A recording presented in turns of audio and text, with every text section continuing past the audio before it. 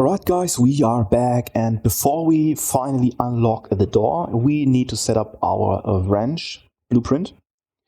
And just in case if you haven't done this already, I'm not really sure if you did this together or not, just create a child blueprint from your BP master item. I will just quickly show you in a couple of seconds again how to set this one up properly and also the collision and all that stuff. And then I will just show you how to do the function. It's not really a difficult function.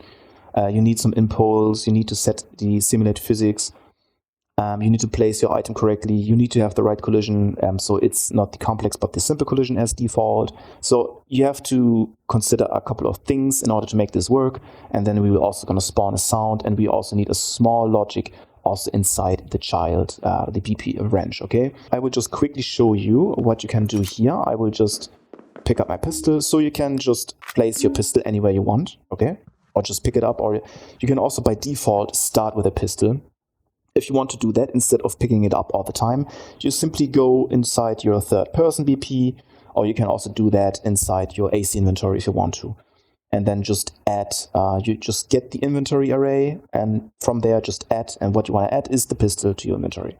And that's it. So you have always by default your weapon, just in case you want to do that, but also make sure once you did that, you need to also set the thumbnail inside your inventory. So you need to add child to uniform grid. You need to do the same thing, and otherwise it's not really gonna show up in your inventory. And of course you need to have your thumbnail applied. Okay, so this is what we already did before, just in case if you want to do that, but I will just pick the weapon up here. So what you can see now, I just placed this wrench here on top of my ceiling, so behind the ventilation, and when I shoot this one, I have the impact sound, it's falling down, we have a sound also, and then it's just laying here, and then I can just take it and inspect it, and let me just give it some light. And yeah, the textures are quite low res now and pretty blurry. It's because I didn't set up the texture streaming pool size. Okay, so this is the reason. You can see on the top left, I did not really update the texture streaming pool size. So this is the reason why it's now not really rendering, or not really, this is why it's not being rendered properly. So my apologies for that. Okay, so I will just explain to you how you can set all this stuff up, okay? And it's not that hard. So once you achieve this, we will have a final lecture where we can finally unlock the door with this item and have a small animation. I think this is a good lecture to just finish the course. So first of all, what I told you is you click on the BP master item, just in case if you haven't done it already, create a child blueprint class. And this new child, you name it BP_wrench. You open this one up and you're gonna have the default, basically. So this is your default settings, or those are your default settings. Just in case if you don't have it, just reopen it, close it and reopen it, and then you're gonna have that. So first of all, your name is gonna be wrench, makes sense.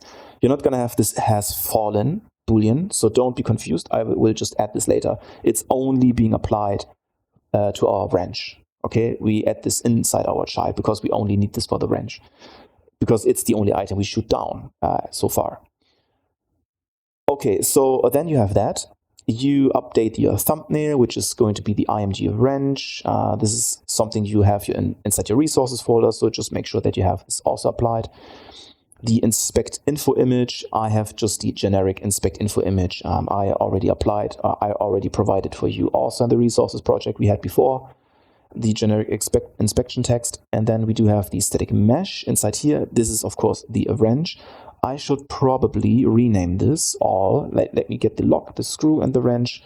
Right click, asset actions. So you might just want to have to do this also, because it's already migrated in my resources project, asset actions.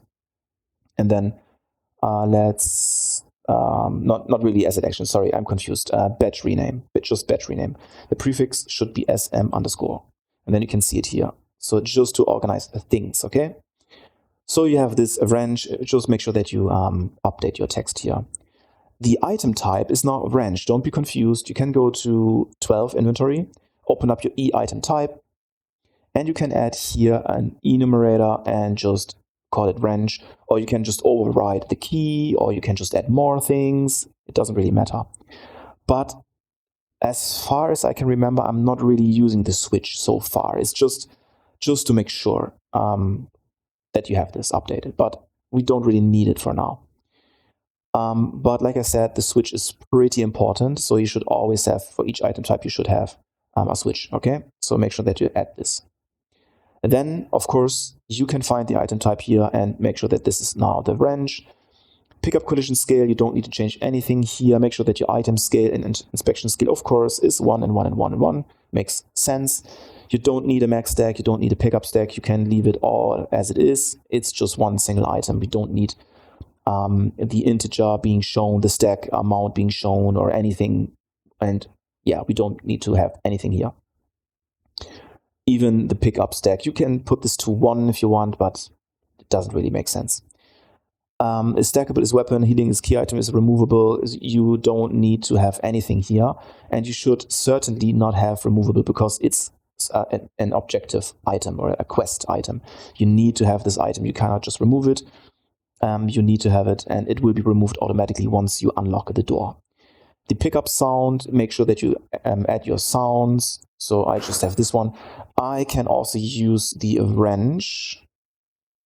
So it's a sound cue. Sorry for that. Let me just quickly go here. I'm sorry for that. Sound effects, and you have the wrench folder here. Just go inside the resources folder, and you get all those things.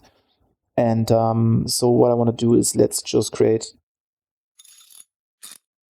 Yeah, let's create those 3 random sounds, and let's create a single sound cue down here. We call this one SC underscore wrench. Okay. And by the way, I want to have this falling tool on carpet. You have this as well, okay? I just migrated this also inside the resources project now.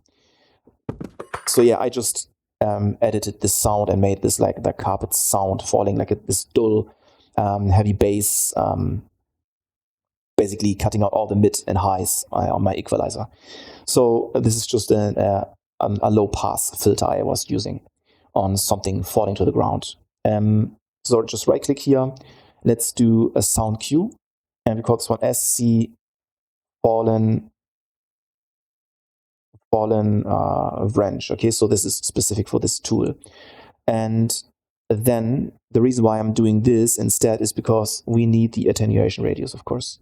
So let me click here, override attenuation, and you need the inner radius. Let's say 300, and let's say fall off distance 400. I don't even care. Let's do 500 and 250. Yeah, and then save. So we have this local sound, you know. And the reason why, no. Let me just quickly go. Yeah, I will show you. Okay, I will show you later regarding the sound cue. Okay, but anyway, just make sure you have all your sounds. So use item. So when we unlock the door, we can already use the wrench here if you want to. Yeah, we can use this from our class defaults, from our item class defaults. We can do that if you want to. We don't need a reload sound. We can also have a remove sound, which would be also the wrench. Yeah, not really this one. Let's do. Yeah, seriously, we don't need a remove sound because it will only be removed automatically once we unlock the door, and we're gonna have maybe an unlock door sound effect. So this is not needed. It's just gonna vanish inside our inventory, just in case if you want to have this. If not, you can just leave it out. Inspection sound. This is pretty simple. Just get the inspection sound here. And damage healing amount. This is self-explanatory. You don't need to do anything else here. Compile. And then when you have, once you have this child, I will just explain to you this small logic here in a second. But you're not going to have this, okay? So first of all, it's just going to look like this. You don't have anything except for the parent. So make sure that when you click on your static mesh, let's go to viewport here. The static mesh, make sure that you also apply this here, okay? Not only in the class defaults here, when you click on BP, it needs to be the static mesh, but this is pretty important. This is pretty important that you have the static mesh here also applied when you click on your static mesh itself, okay? Otherwise, this is not going to look good, and you're still going to have this weird cardboard box applied. And you want to make sure that you change the static mesh as well. Then you scroll all the way down. You want to make sure that you get the collision presets. You change this to custom. You can also change this to physics actor if you want to. But you need to make sure that destructible and vehicle, we just simply ignore destructible vehicle, and we also ignore our pawn, so we cannot collide with it. And also, of course, we want to ignore camera regarding collision. What we need, because we need to shoot it down, and our shooting line trace is set to visibility. It's always the visibility. This is our line trace when we shoot. So this needs to be on block, otherwise we can't really shoot this guy down. Also, world static, world dynamic, we want to make sure that this is set to block, and also physics body, because we set simulate physics. So it's going to interact with our meshes. They all use complex collision. So this is perfectly fine for us. So this means our carpet, the floor, and all those things, wall, door. And this is why you also need the world dynamic and world static. Okay. So just make sure that you have this custom collision setup. But you can also just change the object type here to physics body, and you can apply those things just like I did. Okay. Collision enabled is yes. Collision enabled is query and physics, yes. And generate overlap events, enable this, and the simulation generate hit events. Okay, this is also pretty important that you enable this. And then you will be good to go for the collision. You can already create your bool. Just click on the plus and get a bool, and you call this one has fallen. So what you need to do inside your static mesh here, inside our wrench blueprint, you click in the static mesh. And when you go all the way down even more, you have this on component hit. Not the begin and end overlap, it's the simple on component hit. So this is the perfect event for our weapon line trace. It's going to recognize this one because we have collision enabled. Okay, so just get this one first. And then when you open up your wrench, okay, so let me just quickly go here actually. When you have your wrench, this tool, when you open this one up, make sure that you have collision, add a capsule collision, okay? Let me show you. Let me show you the collision, visibility collision.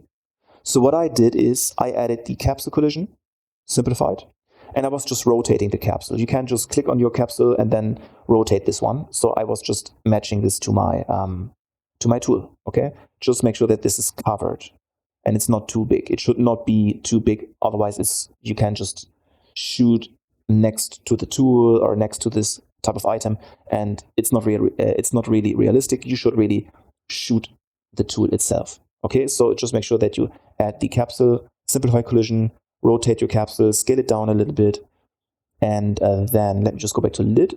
So you have your capsule collision, and then this is pretty important when you type in complex,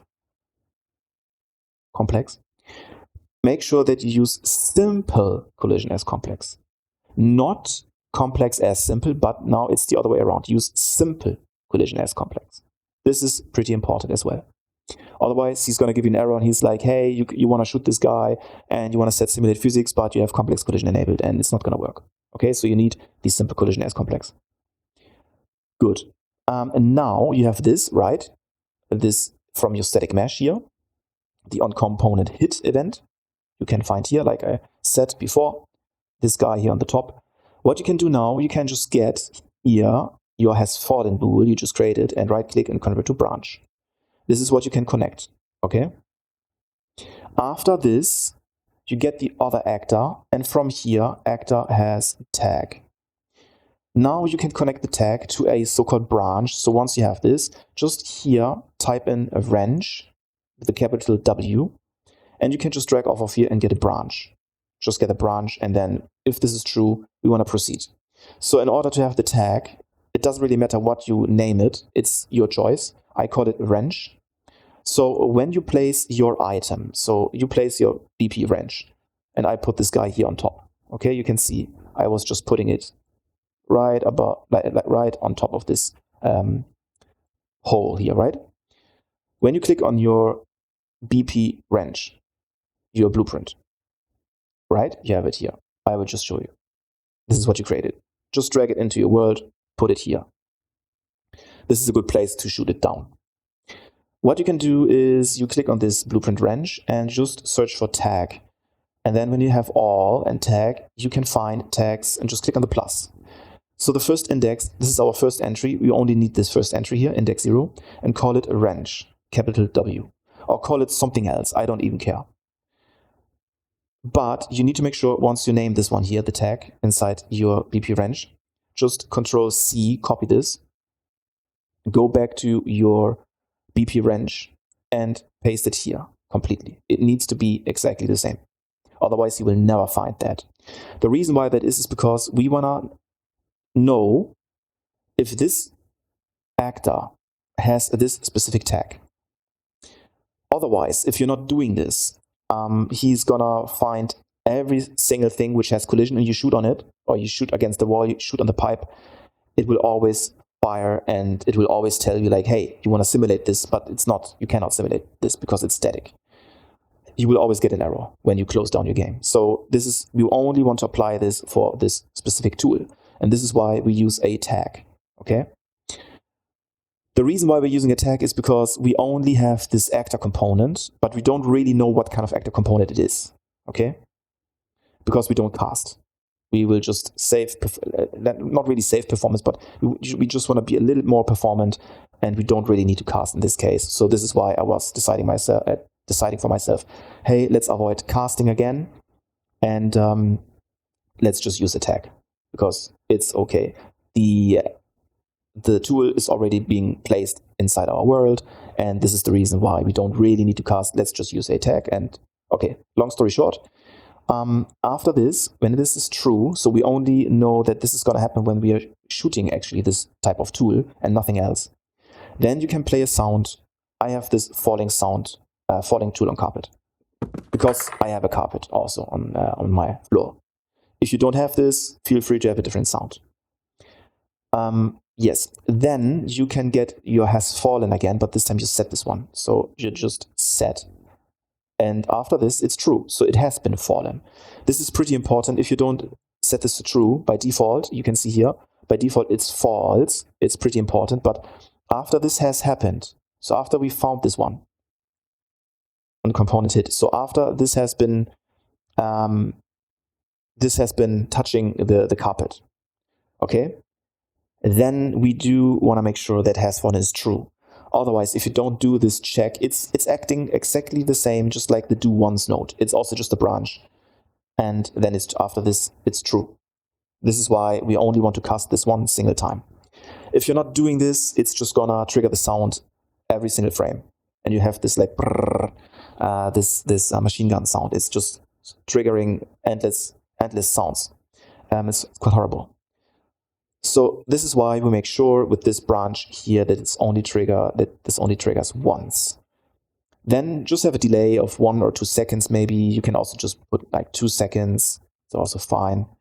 And then after this, you just drag off of here after the delay and you set simulate physics. If you can't find it, disable the context sensitive. But it's the set simulate physics static mesh.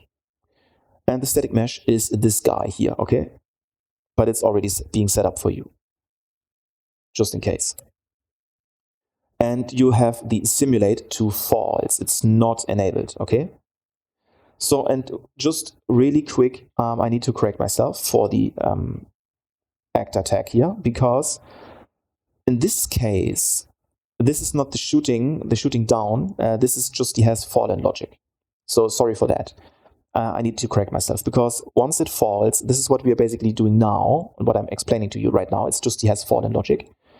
And you want to make sure that you click on your carpet, or if you don't have a carpet, click on the floor you have underneath, and also do a tag. Just type in tag, and then you have this actor, not the component, but down here, actor tags. Just click on the plus, and just make sure that you also have this wrench or anything you like. Okay, it needs to be here on your floor. And this name basically is this actor has tag, the same spelling here. Okay, so I need to correct myself. This is not the shooting down logic, it's the falling down logic. Okay, so once you have this exactly like so, you will be set. Everything is perfect. It's not really that complicated. So this is all you need to do inside your wrench. So make sure that inside your static mesh, you have your collision here enabled properly. Those things are checked. and you have the on component hit, and this is what you set up with the bool here. And your bool is by default false. Okay, so pretty simple logic for the falling logic, basically. Then you can close down the BP wrench. Now you need to go inside your AC inventory. Just open up your AC inventory inside your inventory folder here. And what you need to do is you click on the plus on your functions, because you just create a new simple function. Once you have created this shooting items, or you can call it also shooting tool or something. Let me just rename this actually, shooting wrench. So it's more specific because we only have this one here. Compile and save. So this function, shooting wrench, you click on your function here. Make sure that you create an input here. Click on the plus. The input is a so-called primitive component type. Just click on this arrow and search for primitive component. Get the primitive component as an object reference and call it hit component. Then from here, get owner. Just get the owner. Components get owner. From here, actor has tag, and this is now for the tool, for the wrench itself. Actor has tag. This one is now connected, you can see here. And type in the exact same name you have for this tool, like I said before. A tag here. Just create a tag. Then he's going to find that.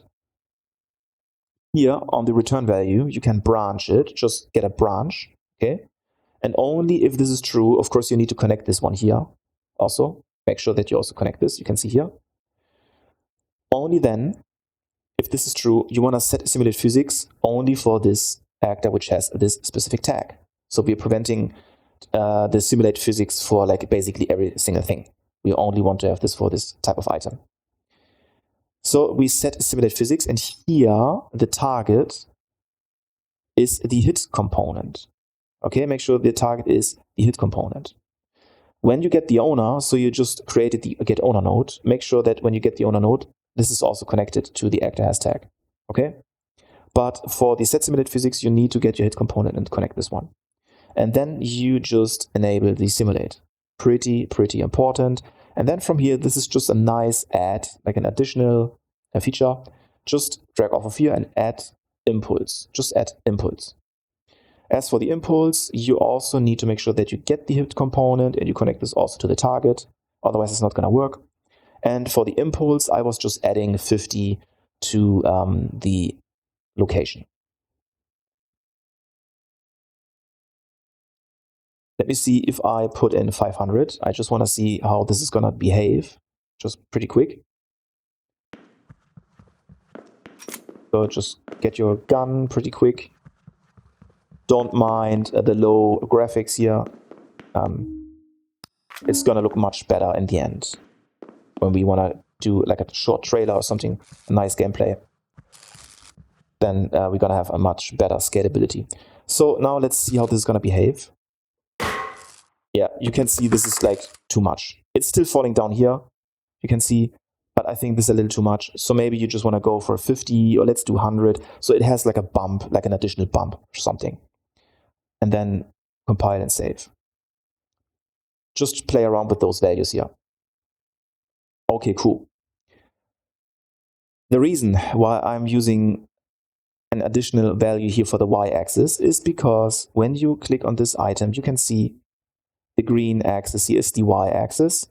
And when you just move this, look on the right-hand side. This is just our y-axis.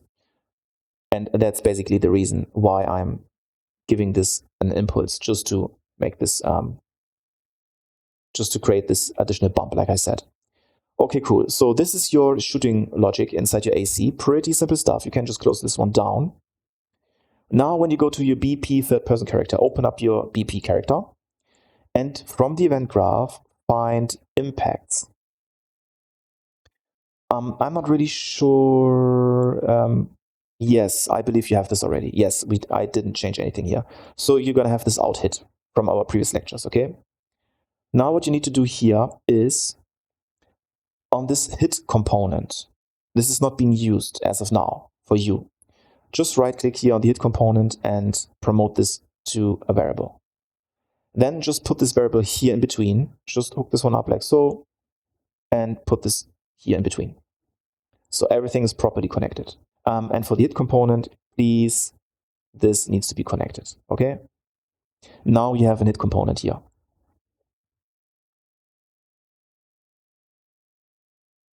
Then what I did is when I shoot this tool, I want to have a specific type of impact effect.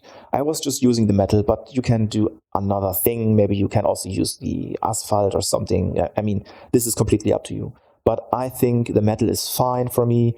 And when you just hover over this line, you can see the metal is here, down here. This is the metal route. So we're going to have the metal effect and the metal sound. Now just get your AC inventory here. Just get your AC inventory, and from here get the shooting wrench. Just get this one. Okay. And the component, the hit component, you have it also.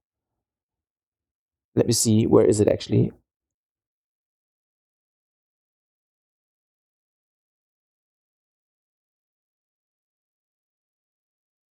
Yeah, sorry for that. It's here on components. Okay, so this is already being sorted here for you also by default. So just get this hit component here and put this guy here into the hit component. This is what you just promoted here. This is the variable here, but it's gonna pop up down under components. So now, once you have this, just connect this. Okay, and this is basically it. Okay, cool. Now, in order to make the effect here work for your tool, you need to click again on your wrench here, click on your static mesh down here, scroll all the way down until you find collision. And the collision here is physics material override and get your PM metal. Okay?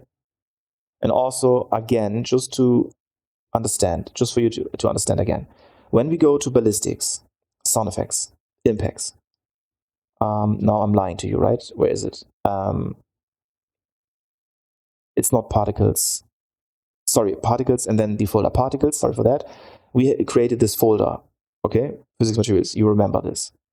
You have the PM metal here also. Just open this one up, just to make sure when you open this one up that this surface type is set to metal. Okay. And then when you go back to your BP third person, you remember that we were using this switch on E physical surface.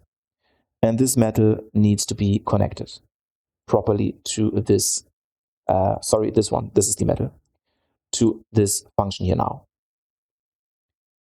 And then once you assigned the physical material override to PM metal, you have now the effect once you shoot it with your gun, once it's gonna touch it, the mesh, or the simplified capsule collision we just set up, is just gonna spawn this metal effect, and you also have this metal sound. I think it's much more interesting. Okay, this is basically it.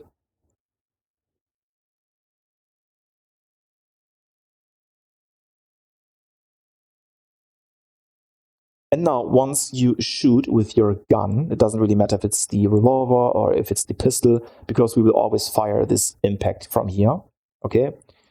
You will have this shooting function now. And if this is not gonna work, you can always use a print, okay? If your print is not gonna show up, then you need to check your surface, that your surface type is right. The surface, like I did show you before, that your surface physical material is applied correctly. Also for the tool, for this BP wrench, it needs to be correct. And then he's gonna find this. And this is then the reason why we can put this function here. There's just one small thing. No, we don't really need to change anything here, because when we go inside here, we're shooting something different. Maybe the pipe is also something like metal. You shoot the pipe on the ceiling, and you want to apply maybe the metal for this. You will always check first the actor has tag, and if the tag is not existent, which is for all the other meshes, he will always branch this to false. So we're not going to spawn anything. We're not going to simulate anything. We're not doing anything of those things. So you will never really get an error when you shoot something different, which is applied with the physical material called metal. Okay, so this is already clean and performant for you. So I believe this is basically everything you need to set up. Yeah, this is everything. And then when you try this, and just in case, like I said before, if something is not really going to happen and your tool is not reacting to that, make sure that you have proper collision and that your nodes are all properly set up, your tags are set up, your physical material is set up, everything is set up just like I showed you before. And then you have this, but I believe 50 was better. So let me just change this. This is not really accurate. Let me change the shooting range. Yeah, and let me set this back to 50.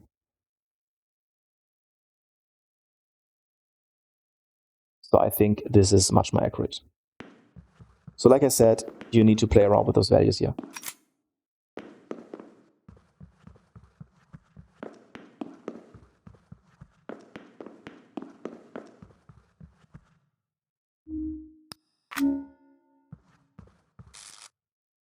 Let's see. Yeah, it's fine. It's fine. And then you will be good to go. Pretty sweet. Okay, cool. So let me just quickly check, just in case if I forgot something. I always make screenshots. I need to open them up, actually. Just in case if I forgot something. But I think, yes, it's perfect. Yeah, it's perfect. Good, so everything is covered. And just to finish things off, let me try minus 50. Maybe minus 50 is a little better. Because it will fall, or it's going to bump more into our direction instead of bumping like away from us. So I believe that this, I believe that this is a little better. Yeah. And just make sure that you place this a little better. So maybe here.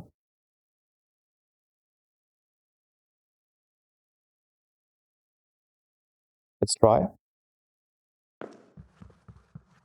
You should try it a couple of times, like 5, 6, 7 times in a row, and it should always fall down. So you need to make sure that this is going to fall down.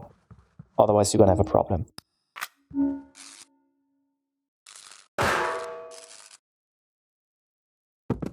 Yeah. So just test this out a couple of times, and then you need to be able to pick it up also. As for the collision, for the floor and the wall, this is all set up by default. So this means when you open up all your meshes, you have here your environment meshes. What we did here, when you type in complex, use complex collision as simple, this is correct. And the collision here, you don't need to do anything here. Don't remove collision. You want to make sure that you use the complex collision as simple. So it doesn't really matter what you type in here or what you click here. You need to make sure that this one is enabled. And also for the collision itself, when you open up your meshes, you can already see that collision presets is set to block all. Okay, so this is by default for now, and this is fine. This is just for you to make sure that everything is basically blocked. We can do some nice things.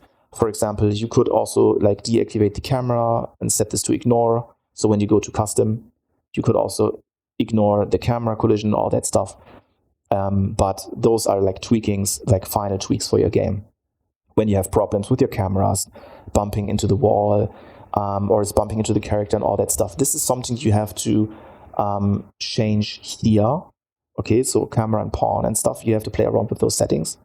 And also for the third-person character here, when you click on camera boom, make sure that your probe size is set to at least 12.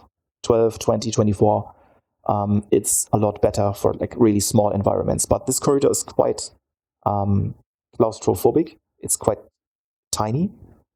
So this is the reason why we have some problems here with the camera.